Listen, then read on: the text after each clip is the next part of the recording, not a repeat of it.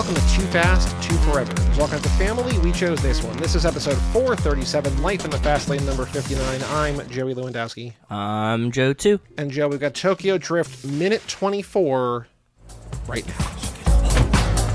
Okay, that? Still not right for the way I drive. I don't need a computer to tell me about my throttle response. Okay, then we're done here. You wouldn't have that problem with a V8.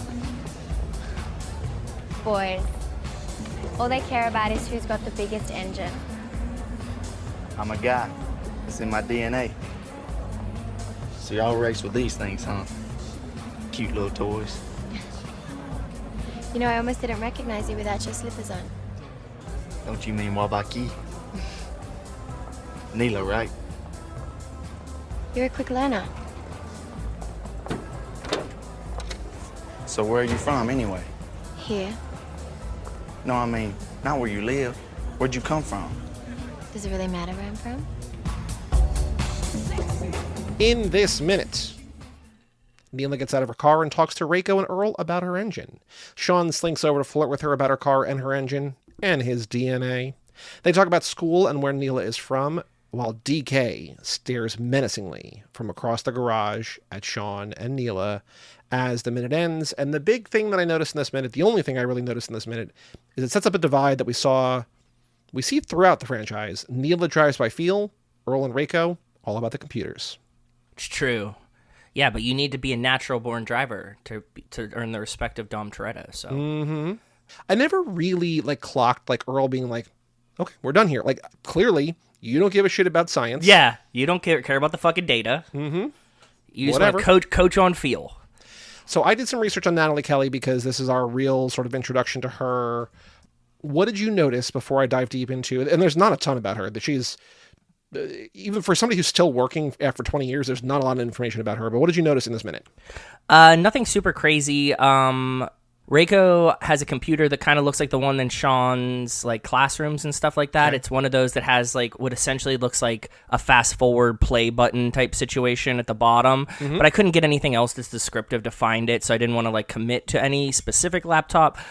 And then I got some cars, but really this is just Sean and Neela talking. So I had messaged you earlier in the day when I was doing this that this is kind of a pretty easy minute for us being in such a hectic situation. Yeah, you were saying that it's an easy minute. I was just like, well, last minute what was are you talking crazy. about? It was yeah, chaotic. Yeah. And then this is literally a little bit... A lot of blurred around their faces, so it's pretty much just Sean and Neela talking. And it was actually, again, glory to us, it was another very truncated... it's just them talking. It starts when they start talking and ends on DK's face. So I got the things that I could find in the background and stuff, but a lot of it's blurry, and I'll try harder next time. But I got a motorcycle and a car, and it was literally all I could see. So yeah, so DK, we do see him. He's got black pants, black t-shirt, black leather jacket, black spiky hair. We hear the song that we heard at the end of the last minute. She Wants to Move, the DFA remix by Nerd, which continues, then fades out, then fades back in. Here's the background on Nathalie Kelley. She's a Peruvian-Australian actress who moved to Sydney when she was 3, cast in The Star. So I think, if I'm understanding this right, before she acted in anything, I think she's maybe a model, but there's nobody that really talks about her being a model. She was cast as a star of a show called Mermaid on the WB. Oh, wow. Then the WB merged with UPN to form the CW, and the show died, and she just kind of got fucked out of a thing. But then a year later... No. Did they ever make any of it? No, just the pilot. Okay, so it was they made the pilot, they're going to run this show, and then it dies on the merger. Okay. Yeah, WB merges the UPN, forms the CW, and the show dies. She's best known for this movie, current IMDb, a movie called Take Me Home Tonight, and then 11 episodes of The Vampire Diaries and 10 episodes of Body of Proof. She is still working, being in the reboot of Dynasty, The Baker and the Beauty TV show, and a show called Motorheads, as well as a new movie that came out this year called Re-Election. She was also in the Bruno Mars music video for Just the Way You Are. I don't remember that, and I love that song. So go watch that next time you and Rachel get drunk and do a music video roulette or whatever. Watch that one and look for her. Sleeperest album pick ever. You told me about this years ago. It's really good.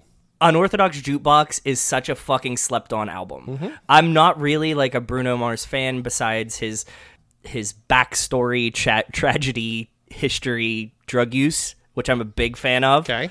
Because anybody that gets busted for doing cocaine in Las Vegas is doing a lot of cocaine in Las Vegas. Oof. applause to him. Like, if you're like a star that gets busted for doing cocaine in the bathroom at a restaurant in Las Vegas, what the fuck were you actually doing? Because Seriously. It was like that's anybody could do that. Mm-hmm. Anyways, Unorthodox Jukebox, great album. If you haven't listened to it, give it a shot. Front to back, it's bangers, dude. It's way better than anybody respects. So do that. Yeah, for Bruno Mars. Yeah, shout out to him.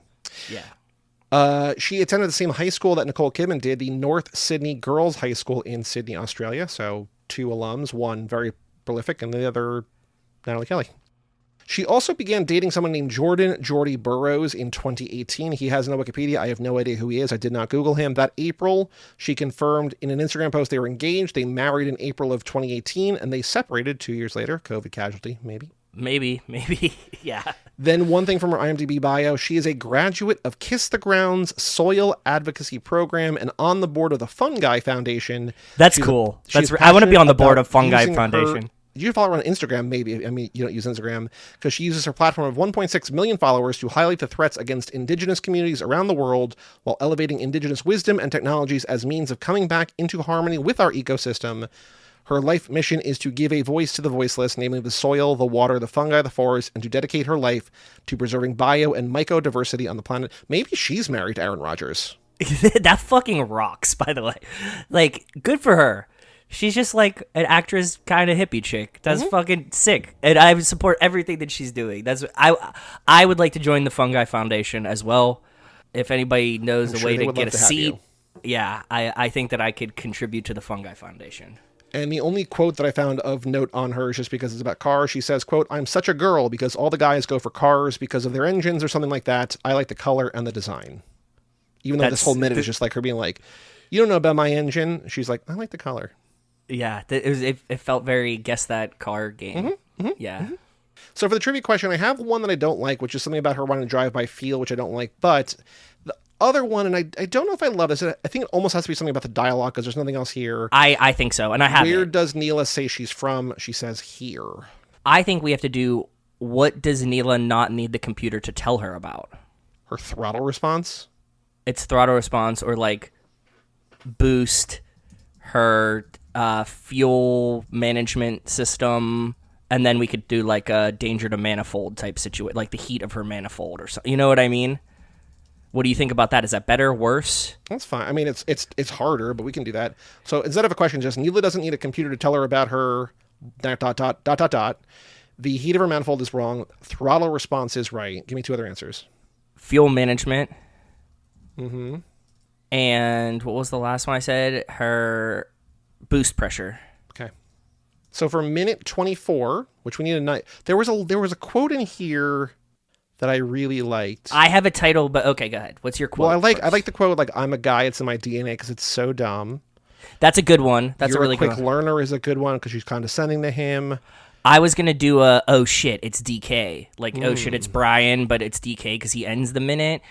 But I do like "I'm a guy, it's in my DNA." That's a good one too. I would teeter between those two. It's an iconic line that is kind of dumb. Yes, I love it. "I'm a guy, it's in my DNA. So for minute 24, "I'm a guy, it's in my DNA." Neela doesn't need a computer to tell her about her ... Throttle response.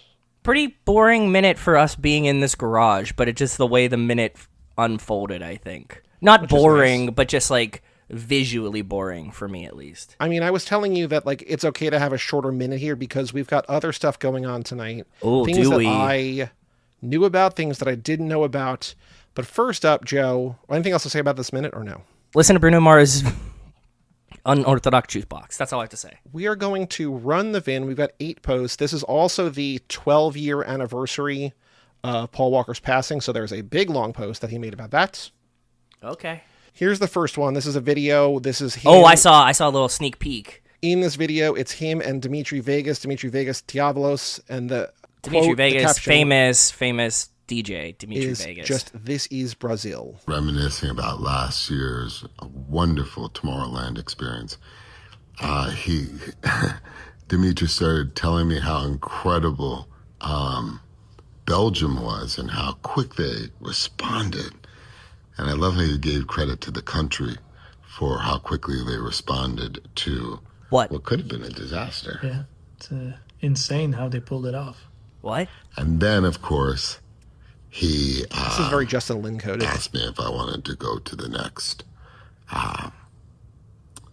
Tomorrowland in Brazil. And you all know how much I love Brazil, and the memories of filming with Paul in Brazil were some of the best in my life, and the people in Brazil are just so incredible. So thank God we are creating magic now. See you, Brazil. He does feel like when he makes these videos, he's like holding the other person hostage. Mm-hmm. By the way, Tomorrowland caught on fire today. Oh. Yeah, they were like doing some kind of thing. The main festival stage caught on fire. There was like a giant fire. So it's like an EDM festival. Yeah. Tomorrowland, it's in Belgium. It's actually, I think, don't quote me, but I think it might be the largest by attendance EDM festival in the world. It's insanely big, Joey. Like, it's way bigger than anything we have in America. It's massive. My friend Google Dylan says has gone it's one. 200,000 per weekend. Yes, that's like Coachella size, right? Like Coachella is like nearly the same. So imagine that in Belgium. Like, it's fucking wild. Huge. Never been, but it looks cool. I watch the live stream sometimes. We'll go to Brazil with Tom, with Vin. The spin-off ones are always half-assed. Like, I've been to Ultra Puerto Rico. Vin Diesel's not at Belgium. He's only in Brazil. This is Brazil. Yeah. All right, next post. Okay.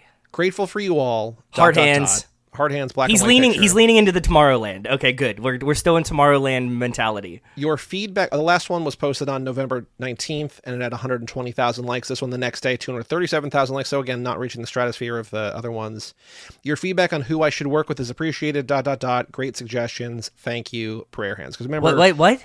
2 posts ago was just like, who do you want to see in this? They're like, The Rock. Let's do it. Oh, Let's okay, go, okay. right? Okay, he's crowdsourcing his co-stars. Okay, So now that's we did right. another post that just like, thank you, great ideas. We're gonna do them all. Probably yes. This is the most believable Vin post we've had in a long time.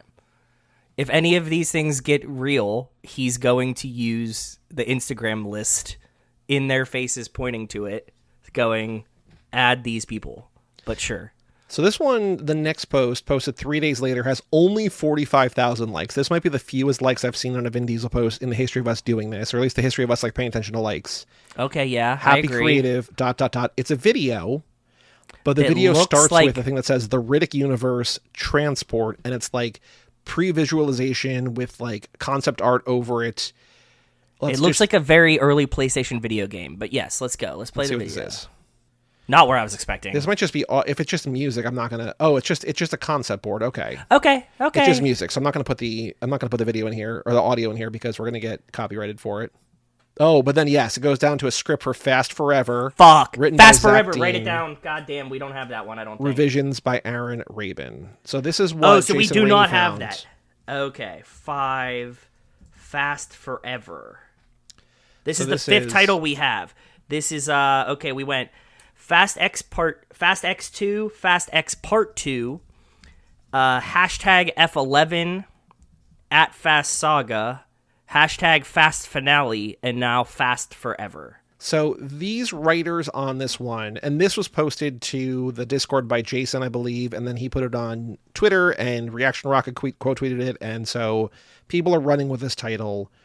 Zach Dean did the story for Fast 10. He also wrote The Gorge, that love story between Anya Taylor-Joy and Miles Teller, which was dumb but kind of fun. He also wrote The Tomorrow War, that Chris Pratt Amazon movie. Sure.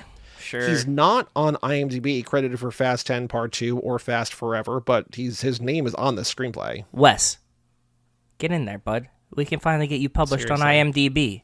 Go send it. The other one, the Revisions by Aaron Rabin, wrote 5 episodes of the Jack Ryan TV series. He wrote a Interesting. screenplay for Nobody 2, which I think I liked more than Nobody 1. He is also not credited for Fast Forever. But You got 2, Wes. They should be slam dunks. Go get them. Let's redeem you for Twinkie. it's literally on Vin's Instagram. Easiest. That's a lot of paper, bound together. Yeah, It's happening.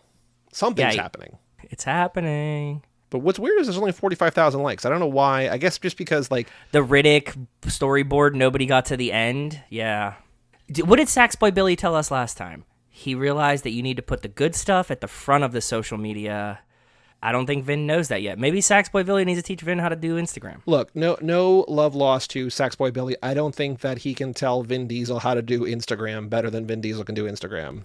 You guys know that I love Saxboy Billy, and I think that you're right, Joey. The pure like beauty of Vin on Instagram is incredible. I don't think anybody can top it or change it. Don't ever tame him, please. No. Next post. So that was on November 23rd. This was November 24th. Sorry. The emojis are camera and globe. That's all the caption is. And I saw this. Camera and globe are front runners for title of this episode. I put this on our Discord and I said, there's a 100% chance 10,000% he is on the ground, because this is a black and white photo of him, quote unquote, climbing rock climb, free climbing. Yeah, we learned this from Alex Honnold. Free climbing this mountain. He's free but soloing. does not look free soloing, but he does not look strained in the least. You also can't see any perspective where he is. USA Climbing commented, okay. No Ninja says feet never left the ground. Next picture is him, just his hand. Just finger hold. Yeah. Whoa. And another one of him. Oh yeah. Also pretending really to strain again. Mm-hmm. Yeah, he's not using the okay, shirtless though. Him resting, looking pensive. Him. Oh, what is this? Why is this so pixelated? Did he take it from 60,000 feet away? This is know. Google Images of his face. This is also a very unflattering photo of him. Very unflattering, and yeah, okay. And then next to Lefant Rock with some kind of Sanskrit writing or something above. I'm taking a wild guess that says Elephant Rock, Joey. I don't think so. I mean, it sure would. Because there's like a space for an E that looks like somebody picked it off. Google Translate. Can I upload a picture to this? I can. Oh, fuck yeah. Elephant Mountain. So yes, yeah, so it is Elephant Rock, and somebody just stole the E. Okay, Yeah. cool. Wow, you're a big brain. That was an awesome thing. You just Googled, well, fuck yeah. Nice. Boulder name, the family, Boulder problem, family forever, says Giovanni Cuesta. That was posted November 24th, has 230,000 likes. Next post. Did not edit this. I did screenshot this just in case. This has 687,000 views. This was posted on November 25th. Script reading in the hospital scene, The Rock. For Furious 7, yep. For Furious. Okay, I'm ready. Read it to me, brother. One of the greatest gifts in life isn't something you can buy. It's the relationships forged along the way. I actually don't trust that he didn't edit this. I'm going to read the screenshot on my phone and just see if it matches, because I don't think... There's no version in the world where he writes a thing this wordy about The Rock and doesn't edit it, but here we go. Okay, can you follow along and see if anything is different on the screen than it is on my phone? Okay, yes, I'll proofread you. I wanted to take a moment to talk about the Smashing Machine. What most people don't realize is that Mark Kerr was one of the first friends I made when I moved from New York to California. That's kind of wild. Okay, sure, interesting. We hit it off immediately, and the reason is simple. He is genuinely one of the kindest, most warm-hearted people you will ever meet. He actually trained me for the first Triple X, so in a beautiful way, he was there at the beginning of my action career. That's the kind of friend he's been from day one. What? Okay, so we're on an apology tour. Okay, fuck yeah. Let's get into this. Holy shit. I think he's not... I wouldn't call it an apology tour as much as like an earning goodwill tour. Yes, he's running positive press, right? This is, yeah. And let me celebrate Dwayne. People don't understand what it takes to uphold a global perception every single day. I remember asking our global family who they'd love to see me work with, and a woman named Jan... Oh my god, imagine if you were fucking Jan right now. Left a comment I'd be saying losing her my dream shit. Was for me to collaborate with Dwayne. What followed became one of the most dynamic pairings in cinema.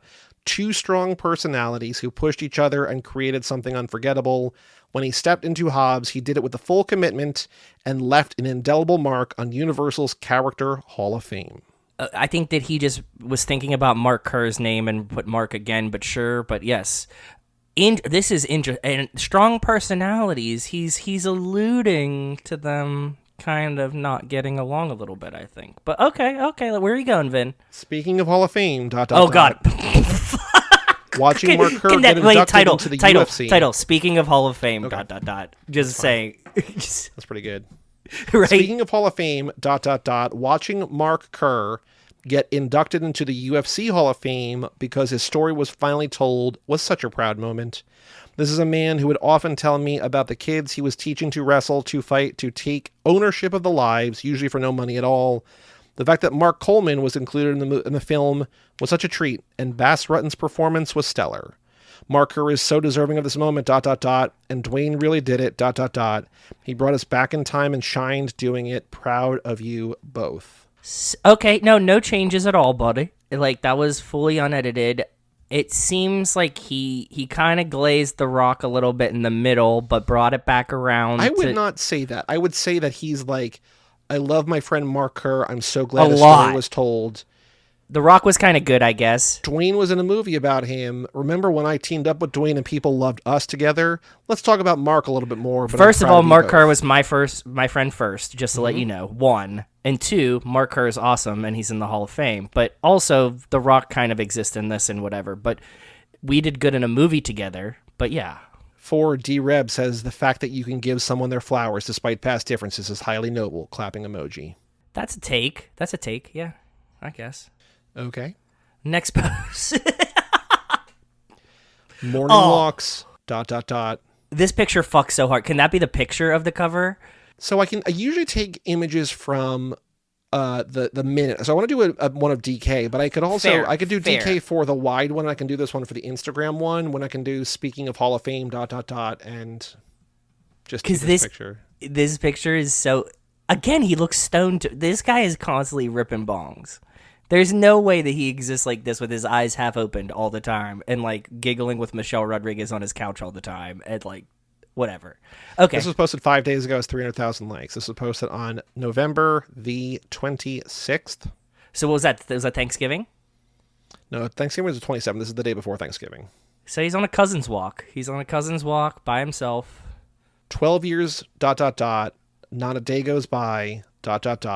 Miss you. Period. This was posted 2 days ago. Has 1.7 million likes. Edited somehow. Sure. And Paul Walker's dressed like a cholo, which is cool. November 29th, 2025. Yeah. Wow. But now, hold on. Is this... Okay, Joe. What? I'm so glad that I have screenshot technology. Okay, tell me about it. I cannot even begin to tell you how long this post is. So the new one, so these are 2 in a row because Paul Walker died in a car crash November 30th, which was Thanksgiving. It was like it was Thanksgiving weekend. Yeah.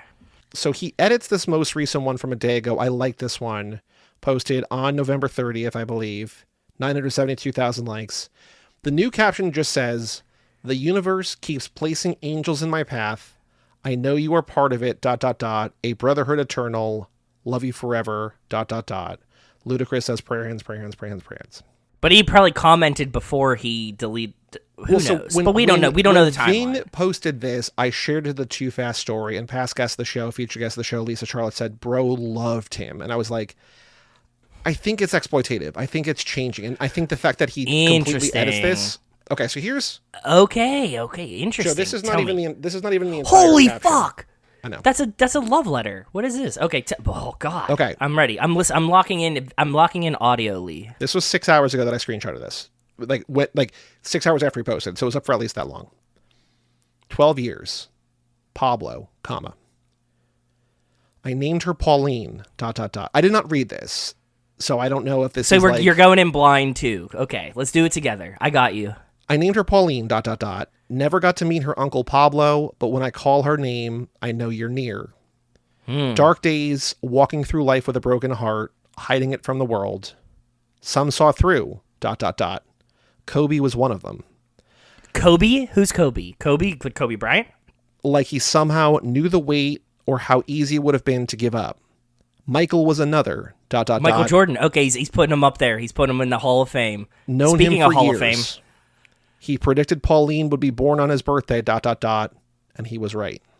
Fuck. That's actually kind of sick, by the way. But okay, go ahead. These angels found me exactly when I needed them. I believe in my heart that they were sent by you. Pauline, your namesake, plays basketball now. Wears 24 and got MVP this season. Bet you and Kobe are smiling ... Wow. Together. Invoking Kobe to be looking down on your daughter. That's cool. Lil V. That little boy who's Lil V? I guess Little Vin, maybe? Maybe. Wait, is his son named Vin? We probably not. It's not Lil Mark. I don't know. Lil V? Okay. Lil V, that little boy whose second birthday you came to in London... He's 15 now. taller than me, growing into a man you'd be so proud of. Like when you met my oldest and said he looked like you, ... Oh. I hold on to the smallest memories. You on set with the alpha angel on your lap, SpongeBob on your brand new iPhone. That What? grin. You knew it would irritate me. Haha, ... What? Okay. I'd give anything to be irritated by you one more time. Cute sentiment, actually. Meadow has been such a gift to my children. A true cousin. Filming the first fast, you talked about her with such wonder in your voice. You showed how sacred fatherhood would be. When your mom saw me this summer, she looked right through me, ... like she was searching for you. Oh. Like somehow, through my eyes, she could still find her son. She was right, you know. You were always my other half. I couldn't have made it without your family's love. Wow.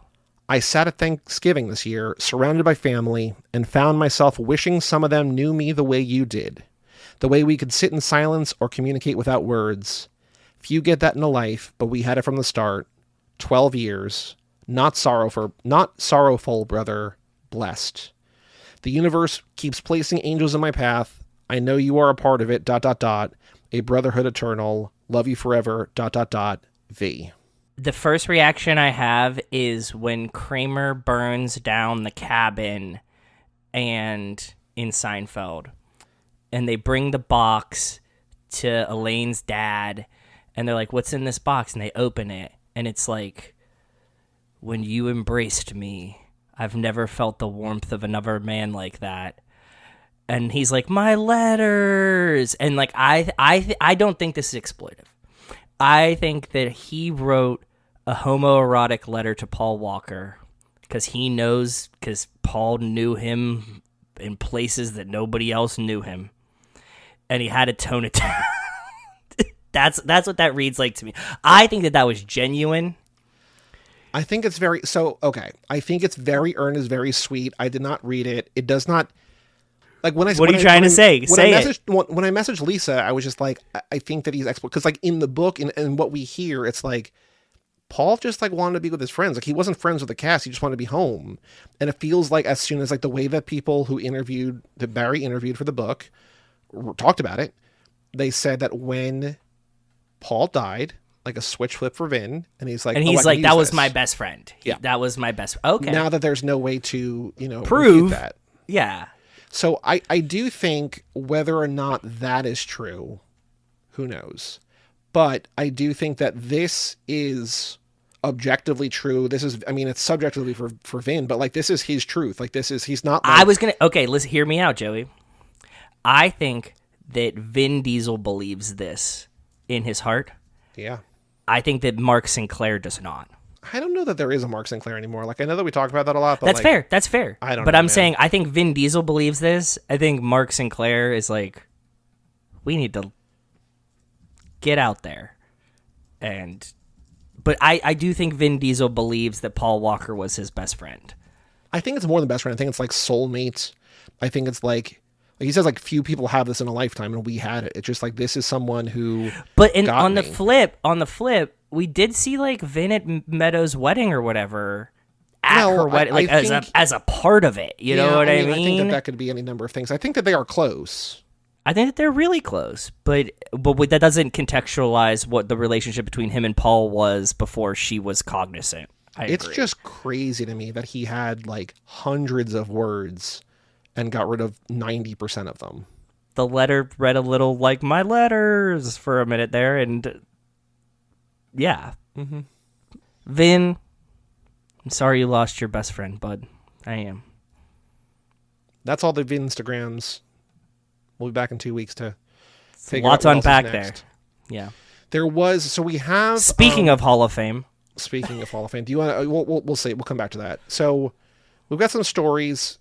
This was like seemingly minutes after we stopped recording because we recorded like a day earlier. Oh yeah. I got one too. I got a news too. Vin Diesel wins dismissal of former assistant's sexual battery lawsuit. We talked about this a little bit in the Discord. Yes. A judge on Wednesday dismissed a lawsuit that accused Vin Diesel of sexually assaulting his assistant in 2010 on grounds that California law does not apply in Georgia. Which, in the Discord, we all said that doesn't sound like anything but legalese to say that this case is dismissed, does not vindicate him. The from judge, the charges? Variety writes, previously dismissed 4 of the 10 claims, citing statute of limitations. In his ruling on Wednesday, dismissed the remaining 6 due to lack of jurisdiction. Quote, it is undisputed that the alleged sexual assault took place in Atlanta, Georgia, adding that the claim, quote, fails as a matter of law because California statutes are presumed not to have extraterritorial effect unless a legislature expressly states otherwise in adopting the statute. Which makes sense, right? Like if you try a case out of state and they're like, this is a state matter, then they would dismiss it in the state that, yeah. Yeah, there's no one at all, and this is saying that he didn't do it, it didn't happen, whatever. No, there's no evidence. There's no, there's a lack of evidence and we threw the case. It's just that, like, we cannot try this here. This is not for us. That's what happened. Mm-hmm. So who knows what will come of that, but it seems like, what Barry was saying when we interviewed him, there's no legal case now. I mean, they're going to appeal or whatever, but it feels like that is behind Vin. Who knows? Yeah. There was a story that Variety also posted about the Vin Diesel post praising the Smashing Machine. So there's just a whole story about that post. There was on our Fast and Furious title for next Fast movie taken from Vin's recent Instagram post. Yes. Is this Jason? Did you just say Zachary Ty Bryan? Did you just say it? I did not. No, you Can I read that do today. mine? Mm-hmm. Zachary Ty Bryan has been arrested for the sixth time in 5 years, I think, for another domestic abuse charge. His girlfriend got charged with possession. This is the second girlfriend he's beat up on these charges. So he's a gigantic shitbag. Mm-hmm. Maybe he should focus on himself and not beating up girls, but cool. Mm-hmm. Meadow Walker honored her late father, Paul Walker. In a social media post, she shared photos of herself with the Fast and Furious actor to pay tribute. 12 years without you, I love you forever, the caption says. Cute. Good for you. They're very cute. Hold on, let me show you. This is adorable. Oop. This is adorable. Oh my god, that's a fucking incredibly cute picture. He's holding a plate of cupcakes or something for her. Yeah, he's holding a plate of... Oh my god. She's giving him a little kiss. She's adorable in the pictures too. And this is a rat. This is his house, right? That's not that's that was a really quaint. He's not somewhere fancy. No. They were just in their house. Very, very fucking cute. Wow. Dwayne Johnson teases a Jumanji production with a Robin Williams Easter egg, quote, a sign or show of respect. We've talked about that with Paul Walker in the Fast and the Furious, and how do you do that very respectfully? But alas, I hope you guys nail it. Mm-hmm. I like Jumanji. Jumanji's fun, and I like the movies, and I like The Rock in them, sure. He's apparently wearing a necklace that Robin Williams wore in the original. Oh, that's much better than a CGI Rob. Okay, no, perfect. I don't think there's CGI Robin Williamsing. I hope not. Thank you. Tupac hologram. There's a bunch of news that we're not going to go through because I realized we are in an era now where all of the clickbait articles and all the clickbait sites that we follow that I get spammed with in my Google alerts are now picking up Barry's book and being like, these stories from the Fast and Furious history were considered as TV shows. And it's all in Barry Hertz's new book. Yeah. And our fucking friend Barry Hertz, great guy. Mm-hmm. Yeah. Go read the fucking book. Don't listen to the clickbait. It's just funny to me that all these things are they seem like they're huge revelations. Oh wait, I already knew this because it's from the book. Because I read Barry's book. Yeah, exactly. But hope you guys got your copy. The book looks beautiful in person. I don't know if Barry is allowed to sign. He told us, if you guys saw on the Twitter, that he's going to be in New York in January, maybe. So if you want to meet us there, we're going to go see Barry, hopefully. Mm-hmm. Yeah. I think it was not confirmed yet, but it will be or something, and so... I hope he lets us know, and I'm probably going to have to buy a second copy of this book to get him to autograph the one at the thing, because I don't think he could BYOB to the bookstore, right? Well, I made the mistake of leaving it out for about 45 seconds, and Dana already chewed the cover, so... So you get to say, you get a good... Okay, cool. Wait, your cat chewed the cover? She chews everything. They both chew everything. They chew different things. Nothing is safe. It's chaos. Pierre loves plastic. He loves the plastic wrap on a pack of paper towels. If you get a big thing of paper towels, he wants to eat all of that plastic. Yeah, Fox would eat that. I don't think Dana would, but Fox would. There's nothing that you can leave out or not leave out because one of them will eat everything. So fair enough. Nice garbage disposals. Mm-hmm. I like it.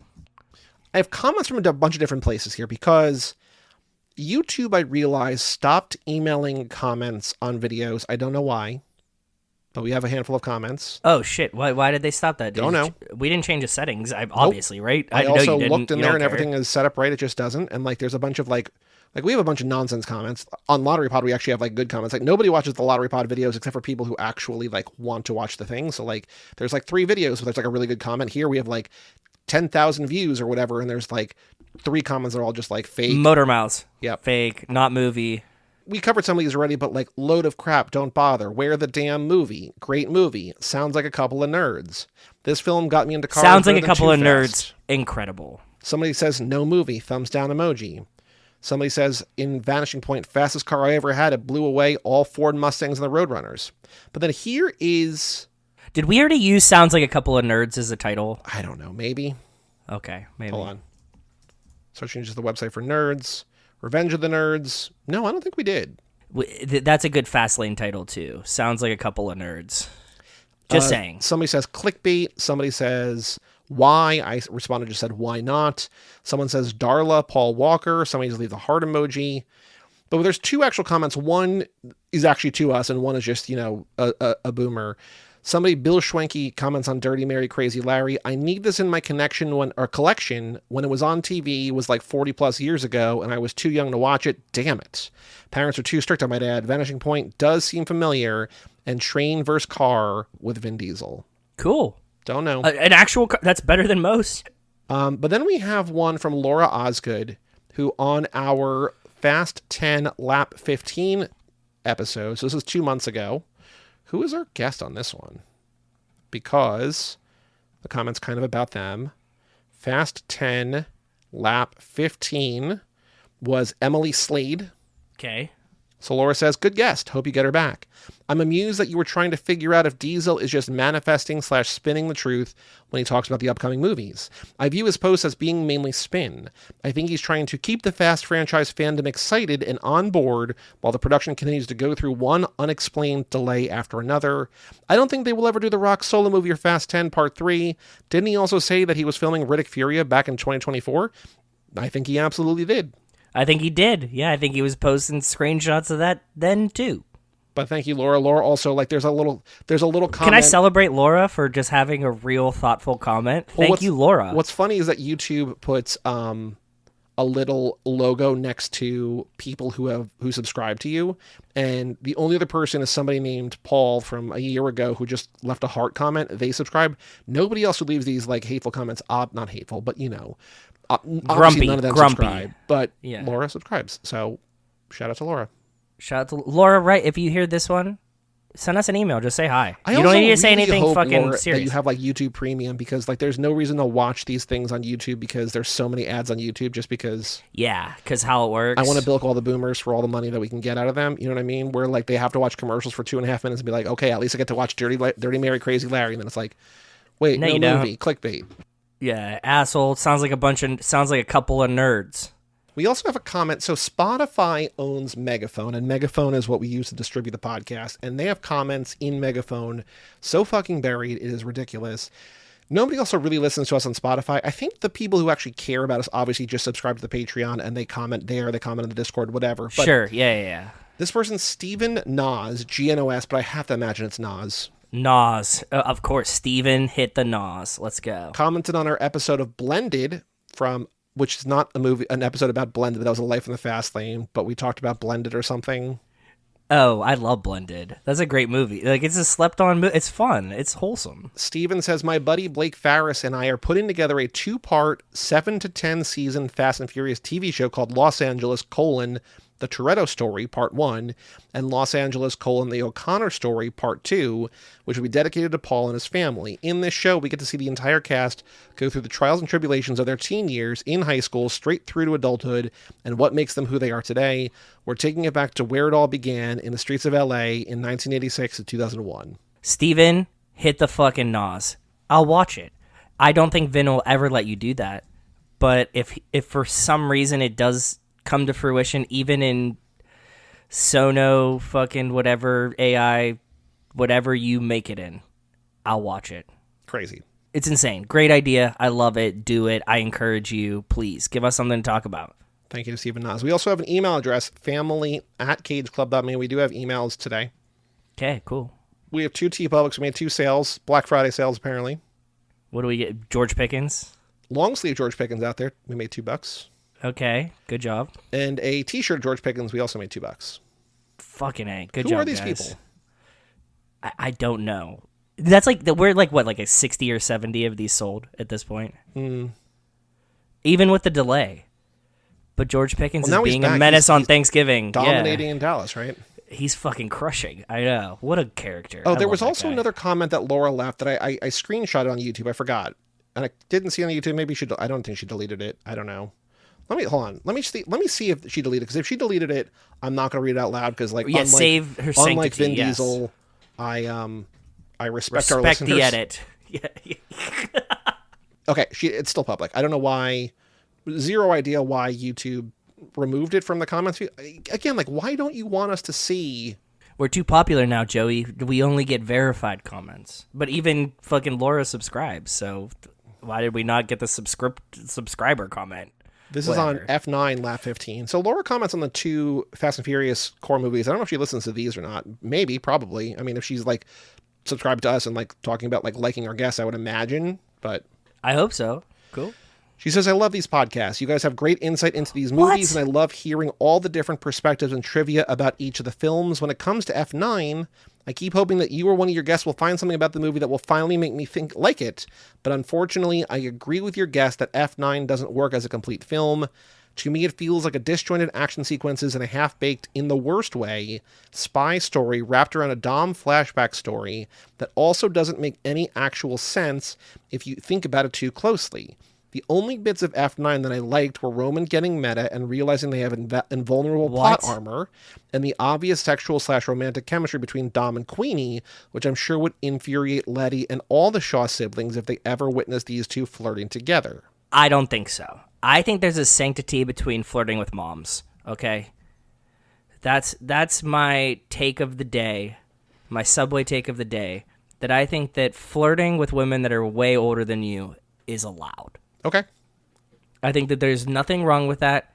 There's no actual sexual energy between that. That I think that, like, I've succeeded a lot in life by flirting with women that are twice my age. Okay. And it works every time. Okay. Yeah. So do that. Flirt with more older ladies, dude. You don't have to make anything of it. You're allowed to. Okay. You heard it here first. Flirt with older ladies. Do it. To add to the talk about how completely asexual Hobbs comes across in this franchise, parentheses, really Dwayne Johnson in virtually all of his films, I thought it was interesting that the opening sequence of the Hobbs and Shaw movie shows Shaw in bed with a woman, but Hobbs in bed with a pet dog. Then later in the film in Moscow, when Shaw and his thief girlfriend start kissing, Hobbs looks horrified, as if he's never even seen a man and a woman kiss before, and he says maybe he wished he hadn't seen that. The man has a daughter, so clearly he's been with a woman before, though they never mention the mother of his child, so what's up with that? I can understand why Hattie Shaw looks so shocked. Nobody wants to see their siblings getting frisky, but why was Hobbs so put off at the sight of Shaw kissing a woman? It made me think that Hobbs has a huge man crush on Shaw. Laura, why the fuck aren't you in the Discord? Where have you been at, lady? Don't know. But anyways, join. You're welcomed. I thank you for the actual fucking comments. Thank you. And I hope that you join in our discourse in some form besides the YouTube comments that Joey's getting by looking himself and not getting emails for. Laura also from an episode from 6 years ago, but a year ago, I do remember this, commented, when did Chris Morgan say it's canon that Shaw is Handsome Rob? We're like, she said, do you have a link? And I was like, don't remember. She said, no worries. I'm just going to continue to view this as a fun joke rather than canon until I see Chris Morgan confirm it in an interview. Amen. So she's been around for a while. She commented last August of 24, so, you know. It's insane to me that we have people that probably listen to this and, do not engage.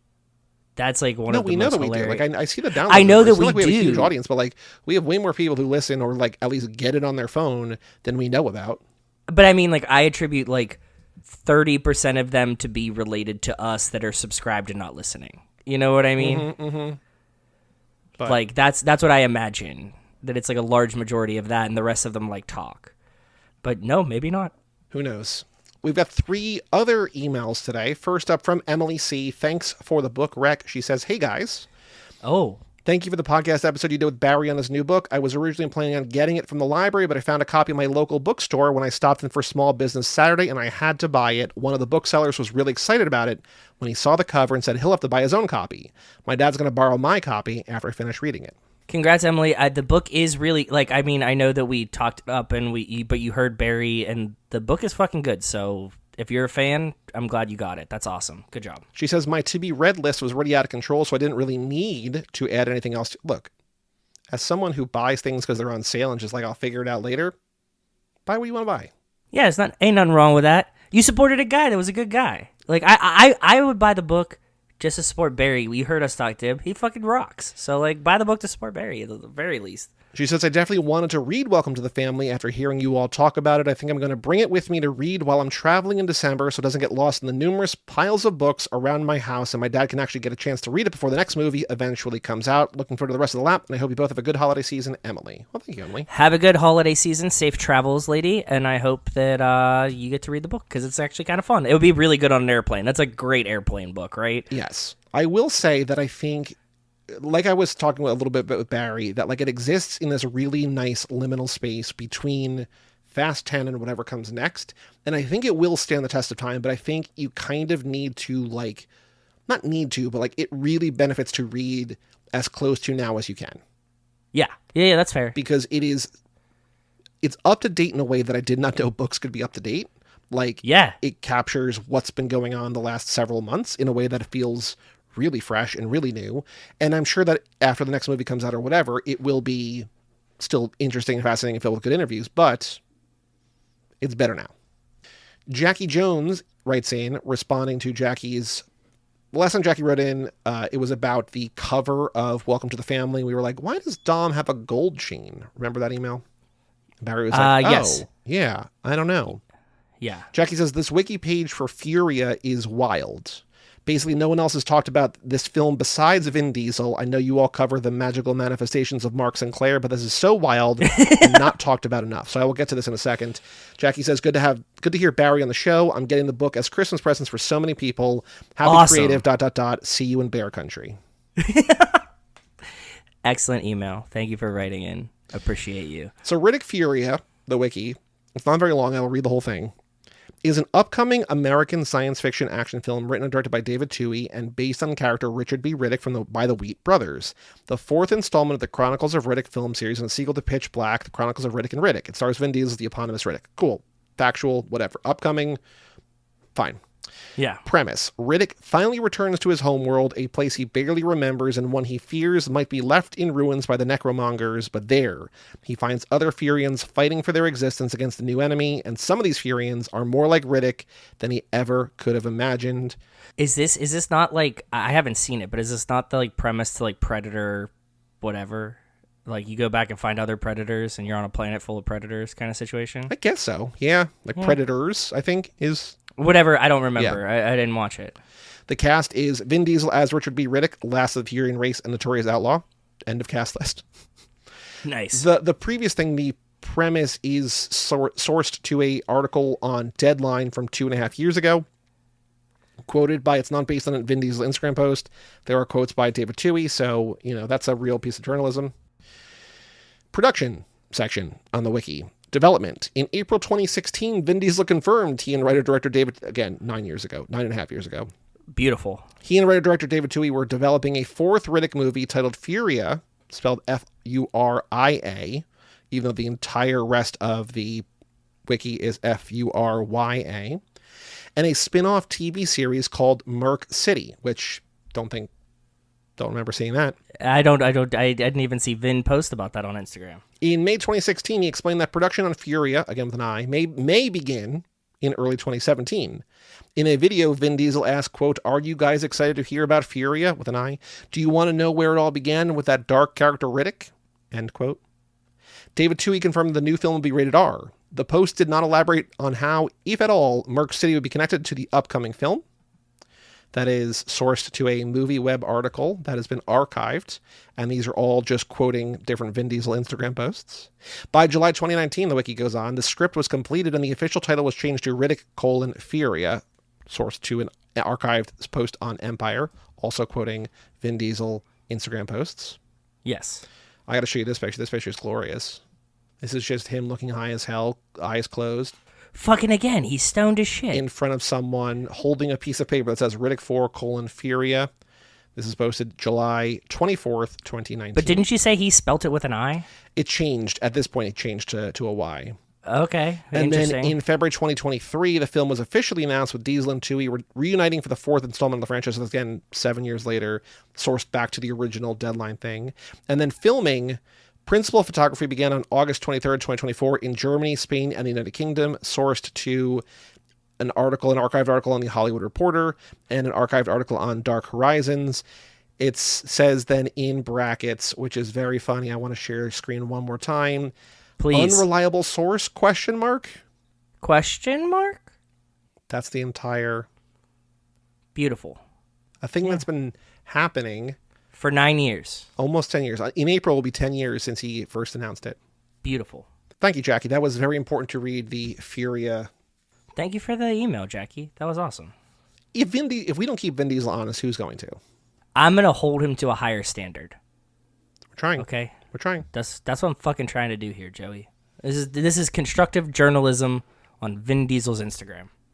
That only Barry Hertz respects as much as we do. We have one more email, and this is someone who's written in two times before, but Jeffrey Collar, just call me Mr. 300, in parentheses, N24, plus rankings. Okay. Jeffrey says, hey, Joes, I'm writing this just on the heels of Fast 10 Part 2 title reveal, and I have to say the first thing I thought of when I heard was, quote, oh, the Joes are going to love this. I'm glad you thought of us, bud. Fast forever. That's awesome. Fast forever. Not even hashtag. It's the fifth title on my list that I have here. So good. So good. I'm catching up quicker now due to the shorter episodes, but I fell behind in February when I passed out and broke my leg. Oh, Jesus. Oh, Jesus. I hope you're okay, bud.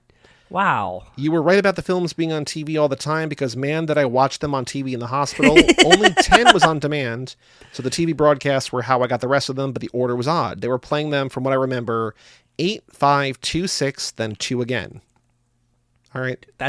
We should try that chronology one time. 8, 5, 2, 6, then 2 again. Did you guys already cover Too Fast as Slap? It's like, yeah, but we're doing TV order, so... We're doing hospital bedridden TV order. Yeah, obviously, duh. And we'll only do Fast 10 on the Patreon because it's a premium on-demand service.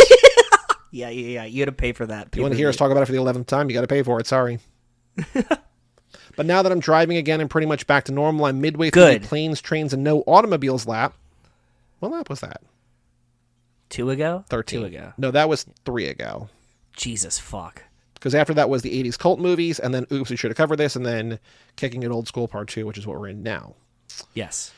I have a good answer to the non-car vehicle, which I'll drop in the postscript. Before then, I'll finally drop my rankings, plus an ending pitch below. Note that I love all the movies, so being in last ain't bad. So here are Amen. Jeffrey's rankings. We agree, for Jeffrey. The franchise. We definitely agree, Jeff. You're good. I'm glad you're better too, bud. Sorry. Glad you're seemingly better. Good. Oh, you're fine. In 11th place, so he has Hobbs on here. In 11th place, Too Fast, Too Furious. It's a lot of fun, but gets a little less snappy every time I see it. It's got a lot of standout moments I like, but the movie isn't as good as a whole as the moments are separately. Fair. Number 10. This is a hot take, Joe. This is our new record low for this. The Fast and the Furious. Oh, okay. The previous worst ranking anybody had ever given that out of the the first one, yeah. 106 rankings we had before this was 9. Jeffrey says, 10. Great start to the series, but looking at it alone and not part of the whole, it's not one I choose to go to watch by itself unless I'm doing a full rewatch. Jeff, open up some space in your heart for the Fast and the Furious. Well, he says that he loves them all. Also, clearly, I know. Maybe if the hospital showed it more often, he'd like it more. Fucking 86253 too. Yep. Sure. Number 9, Fast and Furious. Low because they killed Letty, not lower because it didn't stick. I enjoy the set pieces a lot. Yeah, good set pieces. I agree. 8 is Fate. I like this one better than most people because once I started watching it from Dom's perspective, I shifted a bit. I both enjoy it more because it added a new layer to looking at it you can't take away, but less because of how frustrating it must be for him that they don't trust him. Like when he's on the other side of the door looking at Letty before the flooding, you can just see him thinking, why can't you trust me? Fair, yeah. Number 7, another one that's going to hurt your heart, Tokyo Drift. Jeez. Much like Fast and Furious, lower because of Han's death, but not by much. Lots of fun set pieces, great race cinematography. It's just a good time. Okay. Number 6, is Fast 9. F9, love John Cena in this, love the action, everything but Charlize's hair. Fair enough. Fair. Number 5 is Fast 10. This is probably higher, but I'm waiting for part 2 to really judge them together as an ending. I think that's a good point, and I also have trouble like characterizing where Fast 10 ranks without Fast 10 because it's a half. It's part A, season part A, part 1. So I'm unsure as well. Number 4, Hobbs and Shaw. I love buddy action films and Statham. This delivers in spades.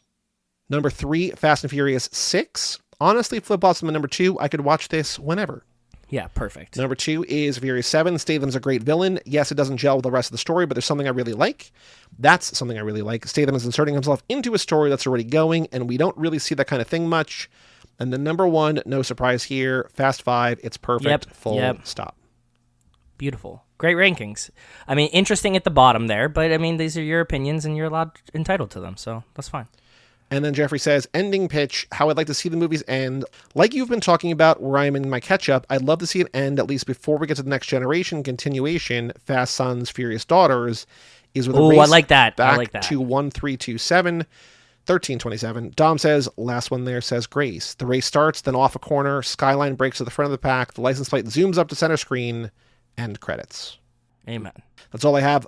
Hopefully I'll catch up to my first email soon. Until next time, Jeffrey. And he says, P.S. As for the vehicle that's not a car, if you go to Railtown in California, you can see and sometimes be pulled by Sierra Engine Number 3, the train from pretty much every old Western, including Back to the Future 3. Oh, very cool. They even have their destroyed smokestack on display. I got to take a ride in a car pulled by it, and it's a great experience. Look up everything it's been in. You've been seeing it all your lives. Very cool. Very, very cool. Good tip. When we do 1327 party, we'll go there too. That'll be a field trip. So Jeffrey first wrote in April 7th of 24, then again last December, and now November. So he's catching up quick, will probably dude. get to his email first... pretty soon. Yeah, it's going to be close. Yeah.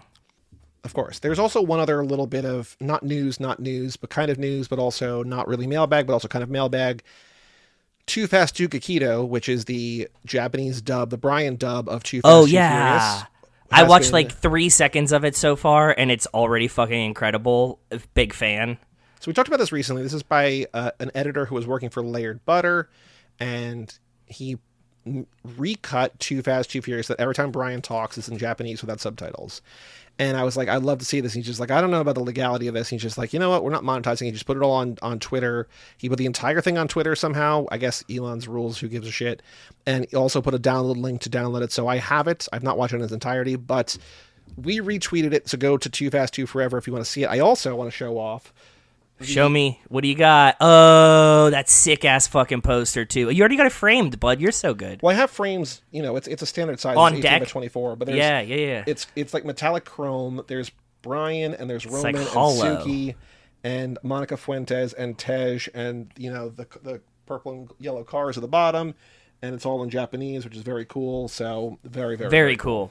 Very cool. It looks beautiful in person, like from the video that I can see from you. But yes, I think there's still copies of that left. So if you go to our Twitter again, we retweeted the Layered Butter thing. You can go there, check it out. It's very cool, not expensive, worth buying. I think it's like all the news roundup. We did the Patreon, we did the email address. Actually, we have not mentioned the Patreon though. We have a Patreon page. Oh, we also have a Discord, but we have a Patreon page. TooFastTooForever.com. Shout out to Alex Ellen and Justin Kleiman, Brian Rodriguez of Fatherhood. Ooh. Wes Hampton, Jerry Robinson, Dan the Duke, Hayden Renato, DiDonato, Michael McGann, Lane Middleton, Lindsay Lewandowski, Jason Rainey, Tom Price, Josh Buckley of Whole Lot of Wolves, yep. Michael Moser, Christian Larson, Tara Newman, Aaron Willows, Natalie Absolute, Randy Carter, Alex Walsh, Jack Haley, and Jessica Collins, a.k.a. Montez. Thank you all for supporting us the $5 a month level or above. If you want that future Patreon-exclusive episode of Fast 10 Behind the Paywall, which will never happen, go to TooFastTooForever.com. Even $1 a month gets you in the door. Get your name on the list. Bonus episodes coming soon. You know, every episode early. Email address, family@cageclub.me. You can also leave comments other places, but it's hard to find those. I don't know, man. extracurricular activities, though, the last thing to do, Joe, what have you been up to in the last 2 weeks? I had a delightful visit with my sister, my brother-in-law, my mom at my house. Nice. They came the weekend before Thanksgiving. We had everyone here. We hung out. Oh, we went to the Yale-Harvard football game, in which Yale won, and they're now in the FCS Bowl playoffs, where they recently upset Morgantown State or some, I don't know, they upset someone. They were down 28 points. They came back and won. Congratulations to Yale football. But I took them to the Yale football game.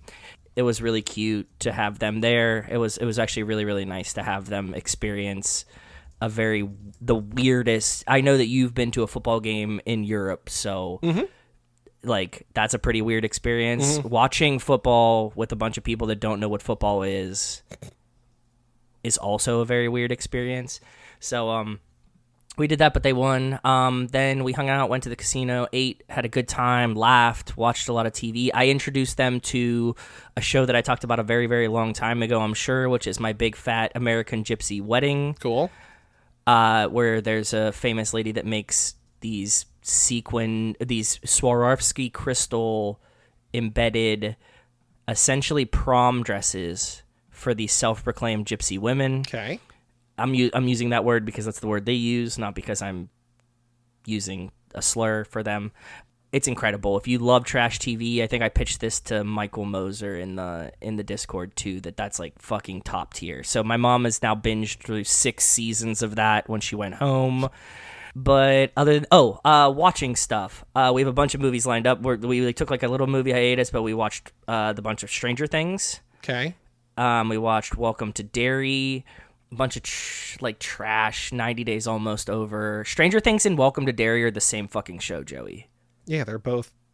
So I'm like years behind on Stranger Things, and I will never watch Welcome to Derry. But like, it's just 80s nostalgia, right? It's just like, look at these kids. It's little kids fighting a monster that lives in the sewers, essentially, right? Yeah, so it's same thing. I'll have some more stuff. Oh, tomorrow we have another Secret Film Society. So I'm going to go to that. I'll have something else to talk about, but mostly just like dealing with them and having a good time, chilling. We didn't do anything for Thanksgiving. We laid low. I was going to take Rachel to the city for dinner instead of doing anything with anyone, and she said, let's bail on that. And I said, fuck yeah, let's bail on that. So she said, yeah, then we're good. Oh, Rachel and I celebrated our 10-year wedding anniversary on Black Friday. Thank you, brother. You wished us congratulations already. I appreciate it deeply. But she hasn't gotten sick of me yet, so I made it a decade without fucking something up. I would like that to be known. Put that on my gravestone, because I'm sure she will come to her senses soon. I think that's about it. What have you been up to? Speaking brother? of gravestone, are you caught up on Pluribus? I'm on the Plumbus. Yeah, we just call it Plumbus in my house. But yes, we are caught up on Plumbus. How did you watch the last one? Yes, that's what it was. It's very good. Like, it's amazing to me, like how this was the wolves one. Yes, yeah. That was a good way to do it without saying. Yes. I was trying to figure out how to say what it was about without spoiling what it was about. Yeah, did you like it? Have you come around? No, I was saying to you that episode 4 was the first one where she's not grumpy and she's actually doing things, and then has there been 5 or there's been 6? There's been 5. There's one after that. Right. So does Margaret like it? Are you watching it together? She said that this is the end of the most recent one, and she's like, I'm finally I'm hooked now. Okay. Oh wow. Okay. Because 5 ends with a cliffhanger, which we won't say what it is, but 5 ends with a cliffhanger, which is, effective in a weekly show. You know, it is. Yeah, it's coming out. Vince Gilligan fucking nails it. Weekly show. Do it. It's just amazing to me how much she has to carry. Ray Seahorn has to carry the weight of that show, because she is literally, especially in this essentially episode, the only character. What happens? Like, she has really isolated herself from the entire world, and like. She's excellent though. She somehow keeps getting better. She's excellent. But so, the voice on the phone was Charles McGill from Hamlin. No, Hamlin, one of the Hamlins. Like from Better Call Saul. I didn't notice that. That's really cool. Yeah. The blonde-haired guy, the annoying one. Okay, nice. Wow, I didn't know that. That's Hamlin, really cool. McGill, like Jimmy McGill. It's Charles McGill. I'm gonna go tell Rachel. But yeah, Hamlin, the main antagonist on the show was the voice. So like apparently they kept her from Ray Seahorn. So like she picks up the phone or whatever and hears his voice and like doesn't break. But as soon as they call cut, she like there's a million. She's like, "What the fuck, Steve? You're here." Whatever his name is. Yeah. Like, how'd you do it? But she's like, I get it. Like, he's got a great voice. So, Yeah. Anything? So we did Thanksgiving, went to Margaret's parents' house. We did go to Devil's Game, which they lost. I think it was their first regulation loss all year, or maybe first regulation loss at home. Like, they don't Kind of lose. sick. Good. But they outplayed the Flyers and they still lost. So, Fuck the Flyers forever. So I'm sorry for you, especially then, because I fuck the Flyers, but fuck Philadelphia. I mean, it was better than the Never 26-0 Vikings loss the next day. So, Oh God, fuck it. This. Okay. Can we talk about JJ McCarthy's fake injuries? He has fake injuries, right? Like, Well, you we guys are talked about fake this very injuring briefly him. on the Sax Boy Billy episode because that news broke that he had a concussion. He was maybe out, and they brought in Max Brosmer, and that wasn't good. I mean, I saw this play. I didn't watch the game. Oh, I watched the entire game until like 4 minutes left, and Margaret's like, "Can we put on something else?" I was like, "Yep." So I did very much the same with the Steelers until there was 8 minutes left in that game. So I can relate. But this play where he like gets sacked and then throws it sidearm like Mahomes, but into a pick I think six. it was like 4th and goal from the 3 or 4th and 1 from the 3 or something, and like he clearly isn't going to get it, and so instead of just taking a sack or throwing it away, he just sort of shovel passes it underhand right at like a defensive back who's two defensive backs, full speed toward him, and just returns it for the easiest pick. Like, if I wasn't a Vikings fan, I would like it's laughable. Like, it's so bad. Well, Joey, Did you see mine this weekend? No. Was it Karen? In the beginning of the second half, Karen runs into a sack where he gets strip sacked from behind and immediately at like the 10, and they just walk it in for the easiest touchdown ever. So we were universally linked in shit this weekend. So cool. Sorry for you, but sorry for me, and whatever. Mm-hmm. It's hockey season. Hockey season. Your team's doing good. Mine's doing whatever, but yeah, we'll be okay. Yeah, well, baseball's pitchers and catchers reporting in just about 6 weeks now, so we're close. They're already there. By about 8 weeks, but yeah. The weekend before, Margaret was away, so Bob came up to do a lottery pod, and then we saw Sisu Road to Revenge. Sisu is this movie. It's so funny. Like, the movie starts and just like, Sisu is a word that has no translation. Here's what it means. It's like that's the definition of a translation. Like, you can't say like it has no translation, and then explain what it means. But it's about like, when your back's up against the wall, like what comes out, and it's just like kind of like Mad Max Fury Road. Like, it's just like this gritty action thing, whatever. And so it's kind of Looney Tunes over the top cartoonish, but it's very fun. So Bob and I saw it in theaters. We both enjoyed it. Margaret and I watched the new Guillermo del Toro Frankenstein. Did you guys watch that yet or no? We have not, but shout out to my sister. She just put us on her Netflix, so as much as I hate them, right. I am back. We plan to watch this, but I haven't been in a real movie mode. We've been watching a lot of trash in like television stuff, so like, but was it good? Did you like it? We liked it. We didn't love it. It's very pretty. I think the framing, like it follows the books for, like I was describing to Bob. I was just like, here's what it does. And he says like, that's like what the book does. I was like, oh, okay. I mean, I read the book in college, but I don't remember it, but it's good. Jacob Elordi plays the monster and he's great. So shout out to him. I also watched, in terms of new movies, I watched The Toxic Avenger, which is Peter Dinklage's The Toxic Avenger. This is the remake of the 80s Troma movie. Very fun. I don't know if it's good, but I loved it. And I thought it was very fun and just like over the top, gory and gross and crazy. And so I have a soft spot in my heart for Troma movies. And this one was very fun to watch. And then I've been watching just a lot of older movies too, but nothing else really of note new. And then TV, Pluribus, Chair Company. I think that's about it, though. We will be back in 2 weeks for the next one of these. Actually, no, 3 weeks for the next one. Why? Of What these. happened? So next week we have The French Connection, which is our next pit stop, which is a classic, like the classic car movie that like we've never covered. Yes, I've never watched. By the way, I'm admitting it. I saw it once, I think, in college. I haven't seen it like probably in close to 20 years. Looking forward to watching it again. And then in 2 weeks, the reason we're taking a little delay is because your favorite time of year is Christmas. We are watching the ludicrous Christmas film Dashing Through the Snow that came out 2 years ago. This kind of fucks. I can't wait. I don't know what it's about. That'll be fun. But I know that Ludacris is in a Christmas movie and we're watching Dashing Doesn't Through the Snow. fucking matter. Yeah, I'm ready for it. So then the next Life in the Fast Lane will be in 3 weeks. So get your emails in and comments in and whatever for 3 weeks from today. But Joe, before we go, do you want to call this episode Speaking of Hall of Fame, ... or do you have a different title? I like Speaking of Hall of Fame. Speaking of Hall of Fame, ... Yeah. Anything else to say in this episode before we pack it up and come back next week for The French Connection? I wasn't lying. The Bruno Mars Unorthodox Jukebox album is really good. Like, that's not a joke. That's not me. Like, it's fucking good. So, like, give it a listen. Give it a listen. Like, I'm telling you, I think you'll have fun. I was saying, Bruno Mars is like an interesting character. Come on, you heard my story about him. Like, He's interesting. Give it a listen. Enjoy yourself this holiday season. Enjoy yourself with a little bit of Bruno Turbos for Tots. I keep forgetting to say about it. I'm going to ship out some toys soon. Sorry, fuck. Now it's just at the end of the episode. Whatever. I'll put it in the description, which probably no one reads. It's fine. But yeah, exactly. But anyways, I'm mail my toys out real soon. So yeah, if you want to donate, like we used to like collect donations or whatever, but just like if you donate yourself. Just buy toys like, and just donate to your local, whatever, just cars and Fast and Furious toys and whatever, and bring them to your local charity. Yeah, I'll post a picture of ours on the Twitter and the Discord soon. Cool. For all things Too Fast, Too Forever, go to cageclub.me, facebook.com/TooFastTooForever, or at TooFastTooForever on some of the socials. Email us, family@cageclub.me. Check out our Patreon page at TooFastTooForever.com and our store at cageclub.me/shop. George Pickin' Shirts going fast.